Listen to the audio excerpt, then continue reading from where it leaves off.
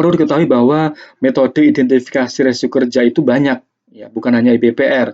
Ada hazard operability study atau HAZOP, ya, yang dikenal, atau ada juga fault tree analysis, event tree analysis, kemudian juga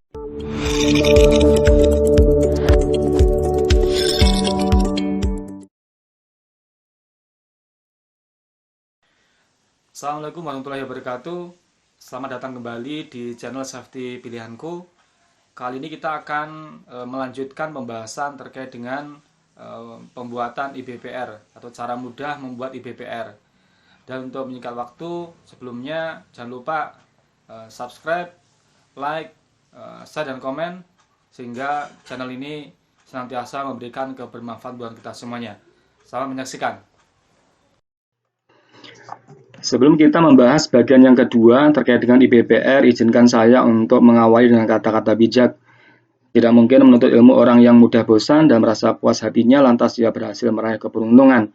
Akan tetapi seseorang yang menuntut ilmu dengan kerendahan hati, kesempatan hidup dan berkhidmat untuk ilmu, maka dialah yang akan beruntung. Sahabat safety pilihanku, pengawas adalah orang yang bertanggung jawab penuh terhadap pelaksanaan program keselamatan di area yang menjadi tanggung jawabnya.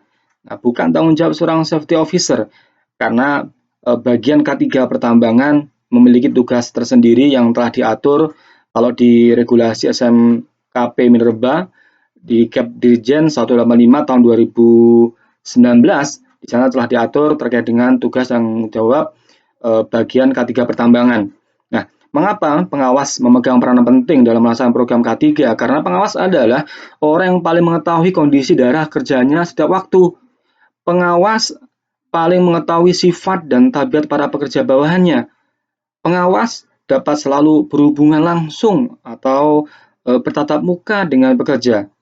Dan pengawas itu selalu dapat terjun langsung melakukan perbaikan dan memiliki tanggung jawab dan tanggung gugat terhadap pelaksanaan K3 di wilayah kerjanya. Nah, ini alasan-alasan kenapa pengawas adalah orang yang bertanggung jawab penuh dan memiliki peranan penting dalam pelaksanaan program K3. Sumber bahaya itu ada dua, yaitu tindakan tidak aman, kondisi tidak aman. Nah, ketika bahaya tersebut dibiarkan, maka akan menimbulkan sebuah resiko. Dan ketika resiko tidak dikelola atau tidak dikendalikan, maka berpotensi terjadinya suatu kecelakaan. IBPR adalah salah satu teknik manajemen resiko K3 yang bersifat umum atau generik yang diperlukan oleh perusahaan untuk mengelola seluruh kegiatan kerja agar dapat berjalan produktif dan aman. Perlu diketahui bahwa metode identifikasi resiko kerja itu banyak, ya, bukan hanya IBPR.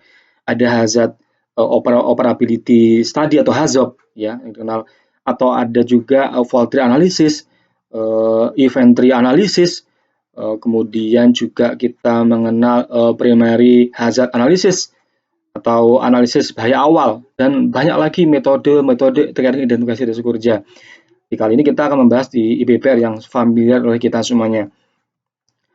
Nah, ini yang kita tunggu. Nah, bagaimana membuat IBPR?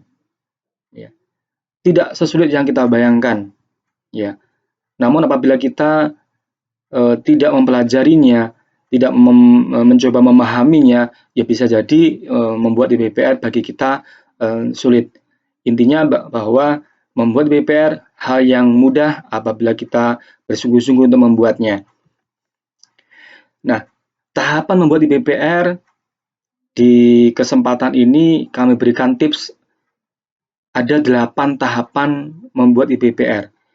Yang pertama adalah menentukan ruang lingkup, tanggung jawab aktivitas pengawas, kemudian menentukan jenis aktivitas, ya, baik itu rutin atau tidak rutin, kemudian menentukan waktu dilakukannya aktivitas tersebut, kemudian menentukan tempat atau lokasi aktivitas dilakukan, kemudian menentukan identifikasi bahaya dan aktivitas yang dilakukan, kemudian menentukan atau memprediksi kemungkinan jenis kecelakaan yang terjadi hasil dari bahaya yang ada.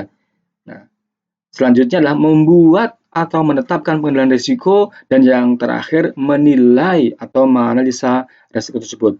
Nah, kita akan bahas tahapan-tahapan itu. Pertama adalah menentukan ruang lingkup tanggung jawab aktivitas pengawas. Kita ambil contoh aktivitas di pertambangan. Di pertambangan, aktivitas yang umumnya yaitu dimulai dengan adanya dilakukan aktivitas land clearing. Ya, land clearing, kemudian topsoil removal, drilling and blasting, OB removal. Ya, kalau kita jelaskan sekelas land clearing itu apa, mungkin sahabat Safety Pilihanku sudah lebih tahu dari kami. Land clearing adalah pembersihan lahan, itu kegiatan yang dilakukan untuk membersihkan daerah yang akan ditambang, mulai dari semak belukar hingga pepohonan yang berukuran besar ya. Nah, alat yang biasa digunakan adalah bulldozer, ripper, dan dengan menggunakan bantuan mesin potong chainsaw untuk menebang pohon dengan diameter lebih besar dari 30 cm ya. Ini aktivitas land clearing. Ya, kemudian topsoil removal. Ya, topsoil removal itu yaitu untuk menyelamatkan tanah agar tidak rusak sehingga masih mempunyai unsur tanah yang masih asli. Nah, sehingga tanah pucuk ini dapat digunakan dan ditanami kembali untuk kegiatan reklamasi. Nah, tanah pucuk yang dikupas tersebut akan dipindahkan ke tempat penyimpanan sementara, nah, atau langsung dipindahkan ke timbunan. Itu tergantung pada perencanaan perusahaan. Nah, selanjutnya aktivitas drill and blasting, kemudian OB removal, kemudian coal getting, coal stockpile, hingga sampai coal barging. Ini tidak kami jelaskan satu persatu untuk menyingkat waktu. Nah, ingat masih tahapan yang pertama, menentukan ruang lingkup. Nah, kita ambil contoh, yaitu Zaki, seorang pengawas pit service. Nah, dalam kesehariannya, aktivitas yang dilakukan oleh Zaki dan bawahannya adalah sebagai berikut. Ini umumnya. Yang pertama, mengoperasikan light vehicle. Kemudian di timnya ada juga mengoperasikan bulldozer, mengoperasikan motor grader, karena kan di pit service ya. Kemudian mengoperasikan pompa multiflow, mengoperasikan tower lamp, kemudian memasang pipa HDPE, menarik tower lamp, memasang patok damping limiter, menarik unit amblas, kemudian memperbaiki jalan yang longsor. Ini sekilas ruang lingkup Pak Zaki atau Saudara Zaki dan bawahannya di bagian pit service. Selanjutnya langkah atau tahapan berikutnya untuk membuat IBPR yaitu menentukan jenis aktivitas. Nah, jenis aktivitas ada dua, rutin dan tidak rutin. Dari ruang lingkup Saudara Zaki tadi bahwa kurang lebih ada 10 aktivitas.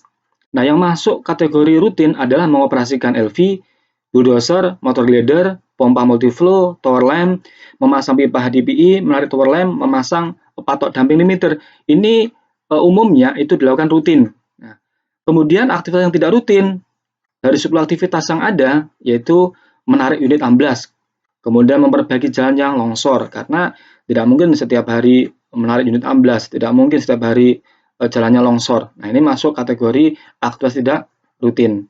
Kemudian tahapan yang ketiga yakni menentukan waktu dilakukannya aktivitas. Nah, dari 10 aktivitas tadi tentukan waktunya.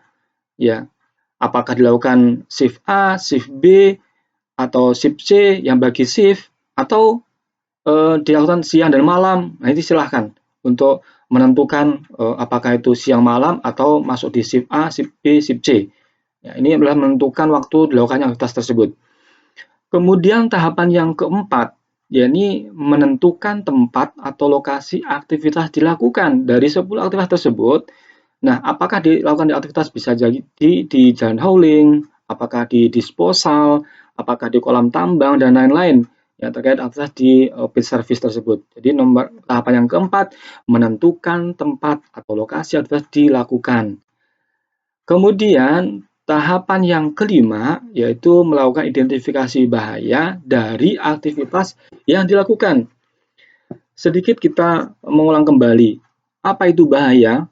Bahaya adalah sumber, ya, baik itu tindakan tidak aman, kondisi tidak aman, atau sebuah energi yang berpotensi menyebabkan cedera dan atau penyakit akibat kerja serta kerusakan harta benda atau property damage. Ini adalah pengertian dari bahaya. Nah, jenis bahaya yang kita ketahui bersama ada bahaya biologi, bahaya kimia, bahaya fisik, bahaya perilaku, bahaya mekanis, ya, bahaya lingkungan. Bahaya biologi ada mikroorganisme, makroorganisme, ya, bahaya kimia ya semua eh, benda ataupun zat yang mengandung bahan kimia ya semua adalah bahaya kimia. Kemudian bahaya fisik, titik geser, titik jepit, ya, bahaya perilaku dan sebagainya. Ini kalau kita sederhanakan supaya mudah bagi kita jadikan 3, yakni manusia, peralatan, dan lingkungan operasional. Nah, ini kita menyederhanakan saja, ya, menyederhanakan dari jenis bahaya supaya kita nanti saat melakukan IPPR itu mudah dan simpel. Baik, ya. Kita masih di tahapan yang kelima, ya, melakukan identifikasi bahaya dari aktivitas yang dilakukan. Ini kita misalkan mengoperasikan dump truck. Ya, kita tahu mengoperasikan dump truck memiliki sekian banyak bahaya. Nah, kita diminta di tahapan ini, ya, apa bahaya dari sisi manusia atau operatornya, dari peralatan, kemudian dari lingkungan. Kita diskusi dengan tim untuk mengumpulkan bahaya apa saja bila mengoperasikan sebuah dump truck. Kemudian contoh yang kedua, misalkan kita melakukan identifikasi bahaya saat melakukan perbaikan peralatan tambang. Nah, mempunyai bahaya apa saja? Kita akan analisa dari sisi manusianya, ya, maksudnya di sini adalah mekanik. Kemudian dari sisi peralatannya apa dan dari lingkungannya. Nah, ini kita analisa, ya, bahayanya apa saja. Nah, ini contoh hasil identifikasi bahaya. Yang pertama adalah mengoperasikan dump truck. Dapat kita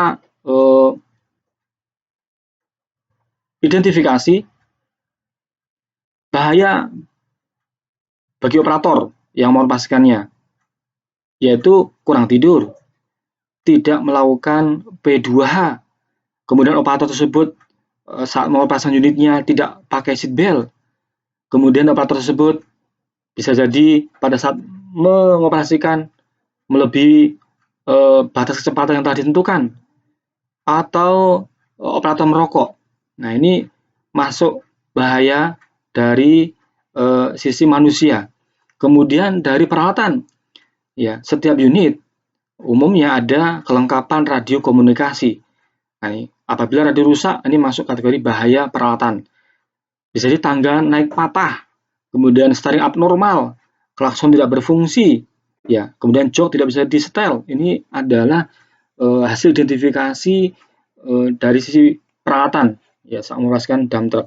Kemudian dari sisi lingkungan, nah, kita dapat melihat hasil identifikasinya bisa jalan licin, jalan tinggi, jalan sempit, nah, disposal lembek, tidak ada rambu-rambu. Nah, ini adalah identifikasi bahaya contoh saat mengoperasikan dump truck. Kemudian memperbaiki peralatan tambang. Identifikasi bahaya, kita identifikasi. Nah, kita dapatkan dari sisi manusia tidak ada koordinasi antara mekanik antara satu dengan lain, ya. Kemudian teknik naik turun, ya, teknik naik turun unit yang salah, ya. Kemudian tidak pakai kacamata, ya, tidak pakai sarung tangan, kemudian tidak pasang lokot tekot atau loto atau isolasi yang berbahaya umumnya kita ketahui. Kemudian dari sisi peralatan, lantai kabin licin, tangga naik licin, bagian panas dari mesin, suara bising mesin, ataupun area-area blank spot alat. Nah, ini masuk di identifikasi dari sisi peralatan. Kemudian kita juga lihat dari lingkungan. Kita dapatkan berada di ketinggian, berada di ruangan sempit, panas matahari, kemudian debu jalan tambang. Ini ada hasil identifikasi bahaya saat aktivitas perbaikan peralatan tambang. Setelah kita mengidentifikasi bahaya, maka tahapan yang keenam adalah menentukan atau memprediksi kemungkinan jenis kecelakaan yang terjadi. Nah, ada potensi bahaya, maka juga potensi suatu kecelakaan.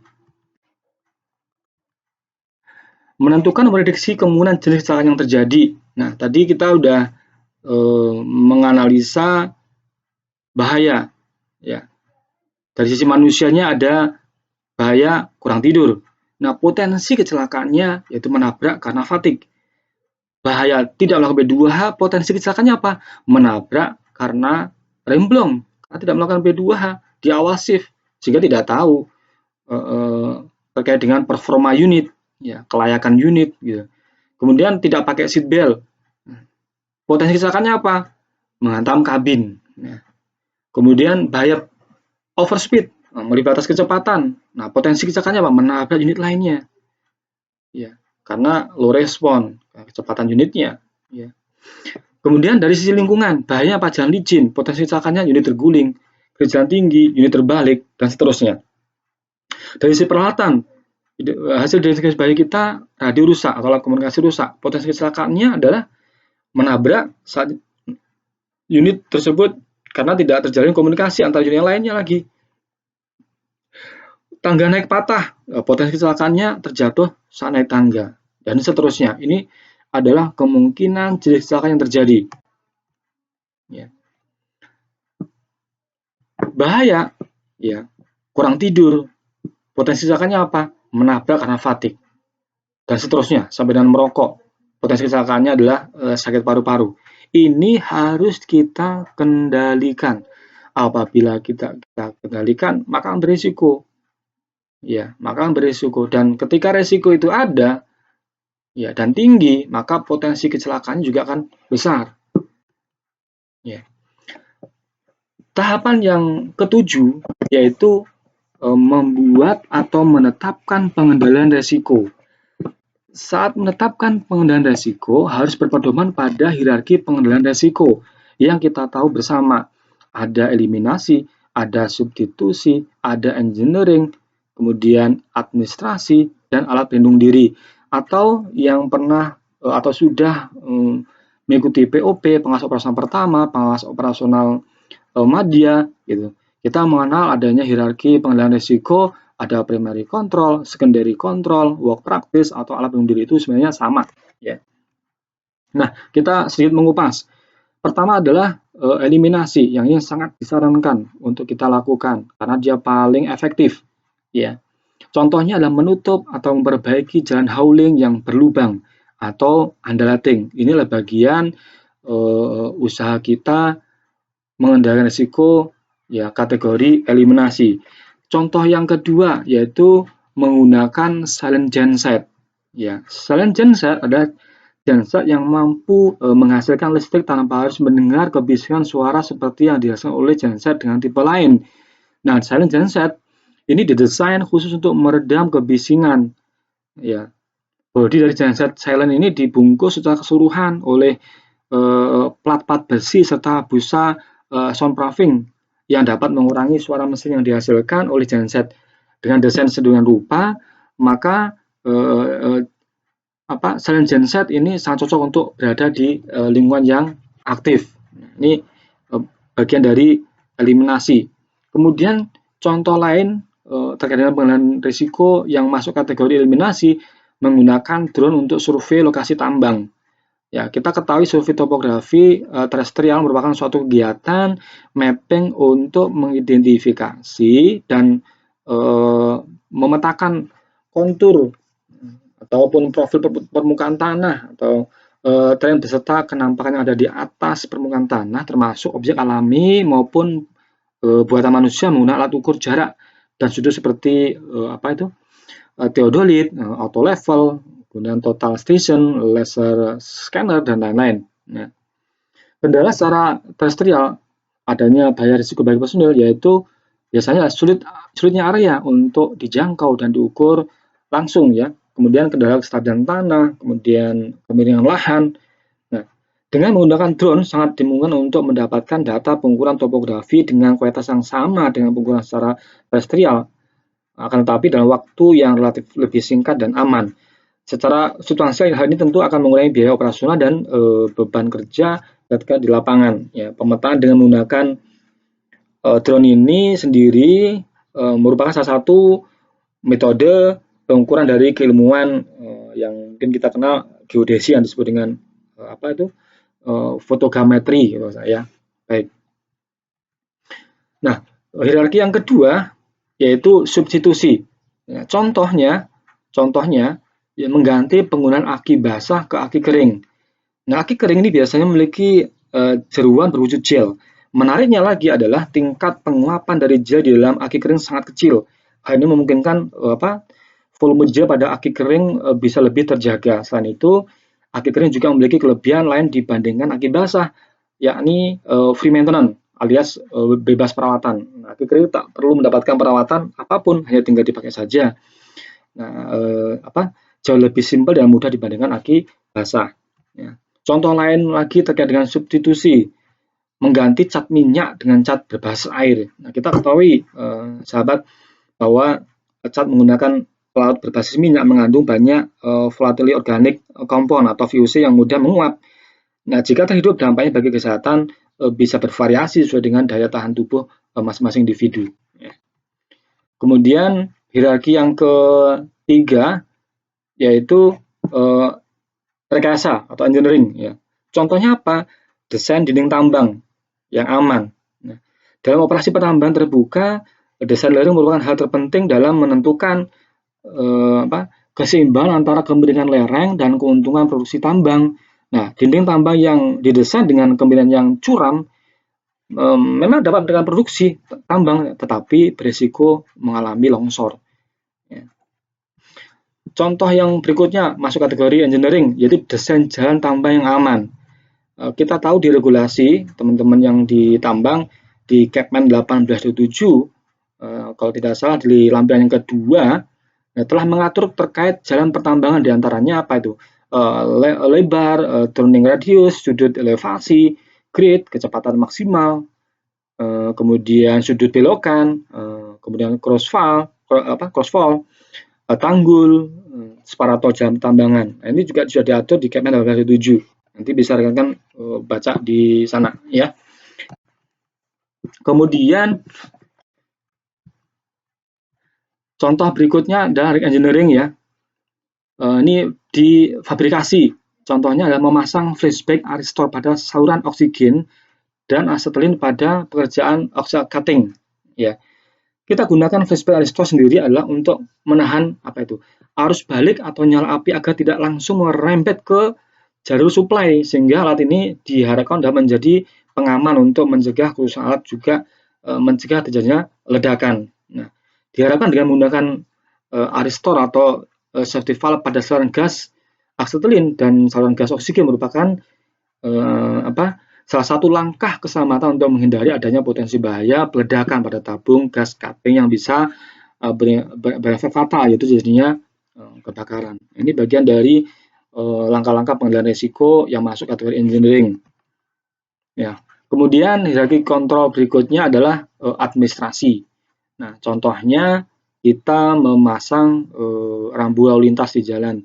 Rambu lalu lintas yang ada di kiri dan kanan jalan itu bukan aksesoris yang mungkin bisa dianggap membuat indahnya jalan dan sebenarnya tidak, tetapi rambu lalu lintas itu berfungsi untuk bagian komunikasi dan juga sebagai pengatur jalan ya, sehingga antara pengemudi satu dengan yang lain atau pengguna jalan tersebut dapat melakukan langkah-langkah apa saja saat menemui rambu-rambu, mengantisipasinya sebagai warning ya, apakah siapa yang stop, siapa yang harus tetap jalan ya, siapa yang diberikan prioritas. Kemudian juga ada tanda-tanda kurangi kecepatan karena bisa jadi jalan yang akan dilaluinya tambah terjal atau licin atau terjal dan sebagainya. Itu adalah bagian dari fungsi rambu lalu lintas. Kemudian contoh lain lagi terkait administrasi yaitu kewajiban memiliki simper ya, sebelum mengoperasikan unit, simper atau kimper ya. Mengoperasikan unit wajib operator atau driver memiliki simper yang disahkan oleh kepala teknik tambang. Tentu memiliki tahapan-tahapannya mulai dari pengajuan, tes tulis, kemudian contoh selanjutnya adalah yang masuk kategori pengendalian risiko administrasi, yaitu kewajiban untuk memiliki simper atau kimper untuk operator ataupun driver sebelum memasang unit. Nah, ini tentu ada juga tahapannya mulai dari pengajuan, tes tulis, kemudian praktek, ya. kemudian penerbitan simper yang ditangani langsung oleh Kepala Teknik Tambang. Ini memastikan bahwa orang-orang yang mengoperasikan unit telah kompeten. Kemudian contoh berikutnya adalah melaksanakan safety talk. Ya, bisa jadi di perusahaan satu yang lain pun berbeda. Ada yang setiap hari, ada yang seminggu sekali. Ya, ada yang mungkin tiap hari yang namanya toolbox meeting atau P5M. Ya, kemudian seminggu sekali itu safety talk, kemudian sebulan sekali general safety talk misalkan. Silahkan saja, adalah itu bagian dari pengendalian risiko yang masuk kategori administratif. Contoh berikutnya adalah pengawas melaksanakan inspeksi K3. Ya, inspeksi K3 ini memastikan bahwa tidak aman, kondisi tidak aman di lapangan itu bisa kita lakukan tindakan segera untuk melakukan perbaikan sehingga tidak timbul suatu kecelakaan. Contoh berikutnya adalah pelatihan K3. Nah, ini untuk menanamkan kepedulian karyawan terhadap K3. Bagian di antara sekian pengendalian yaitu dilakukan pelaksanaan pendidikan K3 ya, atau mungkin ada yang mata safety school atau kampus safety dan sebagainya. Silahkan, itu adalah bagian dari pengendalian risiko yang masuk kategori administrasi. Kemudian hierarki pengendalian berikutnya yang paling terakhir yaitu adalah alat pelindung diri. Nah, mulai dari kita melakukan identifikasi kewajiban APD karena berfungsi untuk memastikan tiap area tentunya berbeda, di operation, di maintenance, di plant, atau misalkan ya di office tentunya berbeda kewajiban APD yang harus digunakan. Ini adalah penilaian risiko yang kategorinya alat pelindung diri. Ingat, alat pelindung diri adalah pengendalian risiko terakhir. Ya, pengendalian risiko yang terakhir, bukan yang pertama. Nah, kita masuk ke tahapan yang terakhir dalam membuat IBPR, yaitu menilai atau menganalisa risiko. Ya, risiko adalah dampak dari ketidakpastian suatu pencapaian sasaran K3 atau pemahaman mudahnya adalah risiko kemungkinan kecelakaan yang dapat terjadi karena adanya interaksi sumber bahaya. Nah, bagaimana kita menilai risiko dan juga mempraktekkan dari seluruh tahapan-tahapan yang telah kita bahas tadi, maka kita akan lanjutkan di sesi berikutnya.